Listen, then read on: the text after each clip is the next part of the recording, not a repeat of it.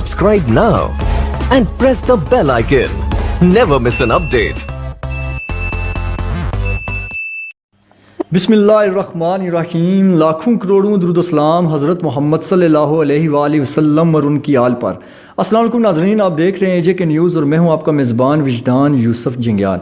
नाज़रीन, इस वक्त मैं चढ़ोई काला डब पलान कलां के मुकाम पर मौजूद हूं, जहां मेरे साथ चौधरी अकरम मौजूद हैं। इनका मैं तारफ़ आपको कराता जाऊँ। इन्होंने कोरोना वायरस को शिकस्त दी थी। आज हम इनके पास आए रोज़े की हालत में, हम इनसे इंटरव्यू करेंगे। इनसे हम पूछेंगे कि आप यूके से कब आए, आपको कोरोना वायरस जो बीमारी है इसकी अलामात कब ज़ाहिर हुई, उसके बाद आपका जो आइसोलेशन सेंटर में जब आपको मुंतकिल किया गया वहाँ आपके साथ क्या रवैया इख्तियार किया गया। आज सारी बातें इनके साथ होंगी। जी अस्सलाम वालेकुम। वालेकुम अस्सलाम। आपका क्या हाल है? ठीक है आप? अल्हम्दुलिल्लाह सब खैरियत है। अच्छा चौधरी अकरम साहब, आप आवाम को सबसे पहले ये बताएं कि आप यूके से चढ़ोई कब आए थे? मैं 11 मार्च को यूके से आया हूँ, यहाँ पे पहुँचा हूँ। 10 मार्च को वहाँ से चला था। ठीक जी। तो आपको कोरोना वायरस की जो अलामात हैं ये कब ज़ाहिर हुई थी? मुझे 26 मार्च को ज़ाहिर हुई हैं। 26 मार्च। 26 मार्च। अच्छा, मैं चाहता हूँ आप आवाम को थोड़ा खुल कर बताएं ये अलामात आपको किस तरह ज़ाहिर हुई, आपको क्या महसूस हुआ था, आपका जो जिस्म है इसने क्या महसूस किया था? कोरोना में सबसे ज़्यादा जो है ना, ये बदन की कमज़ोरी और बॉडी टिश्यूज़ में जो दर्द है ना, ये सबसे ज़्यादा महसूस किया है मैंने। और फिर बुखार, सर को दर्द और खांसी तो मुझे 10 दिन बाद जाके शुरू हुई है। ठीक है जी। यानी 11 मार्च को आप यूके से चढ़ोई आए और 26 मार्च को आपको ये अलामात ज़ाहिर हुई थी। पहली दफ़ा मुझे बुखार शुरू हुआ यही 26 मार्च को। अच्छा, तो उसके बाद आपने क्या किया? मैंने 26 मार्च से पहले ही मैंने तकरीबन 15 या 16 मार्च से ही क्वारंटाइन शुरू कर दिया था। ठीक। हाँ, मैंने अपनी फैमिली से भी मैंने सबको अलग-अलग कर दिया था। अपने अपने कमरों में सबको अलग कर दिया था। यानी 26 मार्च को आपको बुखार हुआ था। हाँ। तो आपने यानी 11 और 5 16 मार्च को 16 मार्च को क्वारंटीन में ये करने की क्या मसलन ज़रूरत पड़ी थी आपको? मुझे यकीन था कि इस पलाला में पहले भी कुछ लोग बीमार हैं और मेरा भी कुछ लोगों से कांटेक्ट हुआ है जो बीमार थे। अच्छा। इसी गांव में। उन्होंने आपको बताया था कि हमें कोई ऐसा कोई बताया किसी ने? लेकिन आपने खुद महसूस मुझे किया? खुद मालूम था इस बारे में कि वो बीमार हैं। यानी हम ये कह सकते हैं कि आप जब यूके से आए चढ़ोई आप ठीक थे। मैं बिल्कुल। 16 मार्च को आपकी कुछ बंधु से मुलाकात हुई, आपने महसूस किया कि ये लोग बीमार हैं। फिर आपने 16 मार्च को अपने घर में ही अपने आप को आइसोलेट कर घर लिया। में और घर के लोगों को भी क्वारंटाइन कर दिया, सबको अलग कमरों में। अच्छा। हाँ, सबको। यानी आप बिल्कुल अकेले रहते थे? अकेले रहता था। अच्छा, फिर 26 मार्च को उसके बाद की मैं चाहता हूँ आप आवाम को थोड़ा बताएं क्या हुआ। 26 मार्च से लेके मैं अगले 14 दिन के लिए जो है ना अपने कमरे में ही रहा हूँ, 12 दिन के लिए। और 12 दिन के बाद जो लोकल डॉक्टर्स से भी 12 दिन मैंने रब्ता किया कि मुझे पूरा यकीन है कि जिस बीमारी में मैं मुबतला हूँ ये कोविड-19 कोरोना है। मगर ना तो डॉक्टर मुकम्मल तौर पर मुझे सीरियस टेक कर रहे थे और ना ही इलाके के दूसरे हमारे फैमिली के दोस्त यार या रिश्तेदार मुझको सीरियस टेक कर रहे थे, क्योंकि सब इसी बात को तस्लीम कर रहे थे कि कोविड-19 इस गांव में, इस इलाके में, कश्मीर में ही नहीं है अभी। सही। तो इसी बहस में जब 12 दिन हो गए तो कुछ मुझे ज़्यादा लंग्स में इन्फेक्शन हुआ। अच्छा। तो फिर मैंने ज़रूरी समझा कि एक तो इस बात के लिए कि मुझे भी इन्फेक्शन है, दूसरा कि ये बीमारी इलाके में फैलने का भी डर है। क्योंकि मैं अकेला ही नहीं हो सकता हूँ कि मुझे ही सिर्फ इस गांव से ये इन्फेक्शन मिला हो। जिस शख्स से मुझे मिला है उसने दूसरों को भी इन्फेक्शन दिया होगा। और मैंने ये समझा कि ये इलाके के लिए भी बेहतर रहेगा कि मैं टेस्ट करा लूँ ताकि कुछ लोगों को पता चल जाए कि बीमारी यहाँ मौजूद है। तो 12 दिन के बाद यानी जब से मुझे इसके असरात ज़ाहिर हुए, 12 दिन के बाद मैंने टेस्ट कराया जो पॉजिटिव निकला। ठीक। यानी 12 दिन के बाद? हाँ, वो रिज़ल्ट मुझे आया 16वें दिन पर। ठीक। और जब 16वें दिन पर रिज़ल्ट आया उस दिन मेरे ख्याल में तो मैं क्वारंटाइन में भी नहीं होना चाहिए था, मगर मैं एहतियातन 2 दिन मज़ीद रहना चाहता था। ठीक। हाँ, क्योंकि 14 दिन के बाद और बुखार ना होने की हालत भी मुझे उस दिन 5 दिन हो गए थे, मुझे बुखार नहीं हुआ था।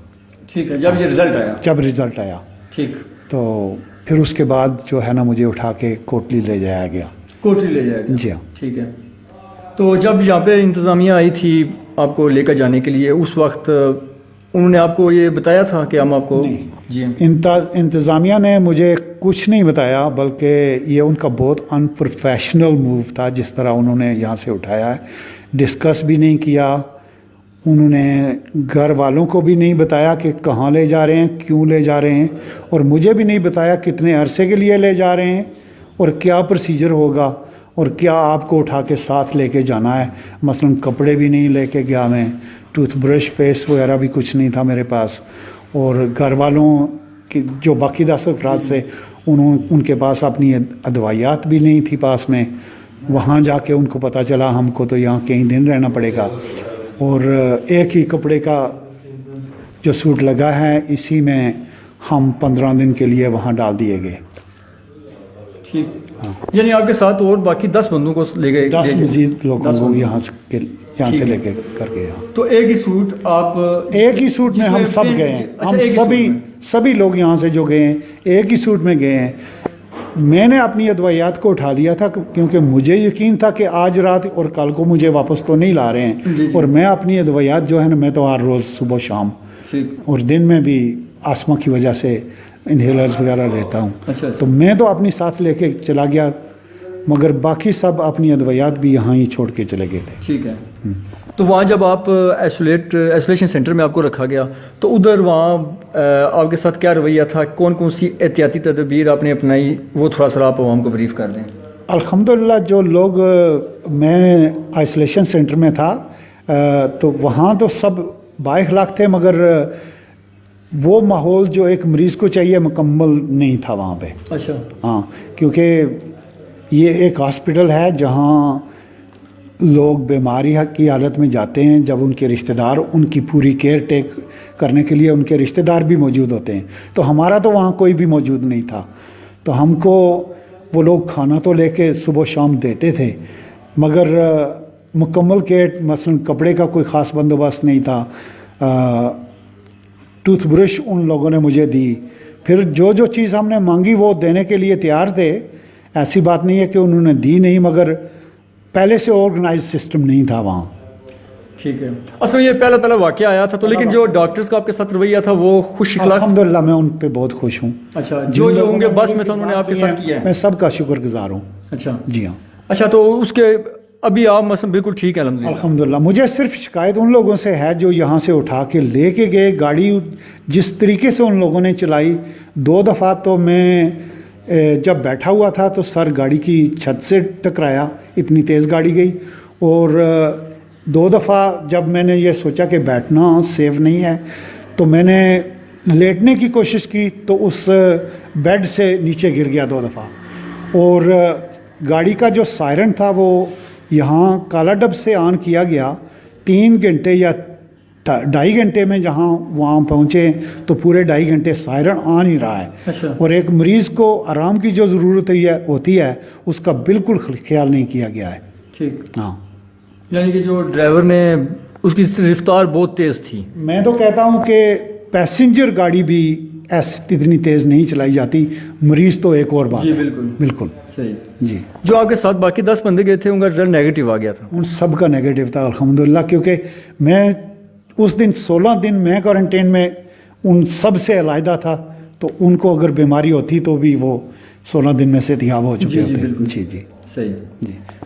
अच्छा नाज़रीन, ये आपने जो कोरोना वायरस को जिस शख्स ने शिकस्त दी, इनका नाम चौधरी अकरम है। इनकी गुफ्तगू आपने सुनी। इन्होंने अपना अहवाल बताया कि यूके से 11 तारीख को आए और उसके बाद ये यहाँ पे आए। इन्हें 5 दिन महसूस हुआ कि मुझे मतलब कुछ अलामात कोरोना वायरस की ज़ाहिर हो रही हैं, और मैं फिर इन्होंने अपने आप को घर में ही आइसोलेट कर लिया था। और उसके बाद ये जब वापस जब इनका टेस्ट आया उसके बाद इन्हें लेकर गए वहाँ पे डॉक्टर्स का इनके साथ रवैया अच्छा था। जो उनके पास सहूलियात थी डॉक्टर्स ने इन्हें फैसिलेट किया था। इनकी पूरी हमारा मकसद ये था कि एक जो कोरोना पेशेंट है उसे कौन सी जो अलामात ज़ाहिर होती हैं, वैसे तो हमने टीवी में और जो इंटरनेशनल मीडिया है और दीगर ज़राए से हमने सुना था, लेकिन हम चाहते थे कि जो हमारे मकामी मरीज़ थे जो कोरोना के, हम उनके मुंह से सुनना चाहते थे कौन कौन सी अलामात आपको ज़ाहिर होती हैं, उनके साथ कौन सा रवैया इख्तियार किया जाता है, उस मरीज़ को कौन सी हालात का सामना करना पड़ता है। हम चाहते थे कि एजे के न्यूज़ के प्लेटफॉर्म से हम आपको उस मरीज़ की ज़बानी सुनाएं, तो इन्होंने आपको सब कुछ आप बीती सुनाया है।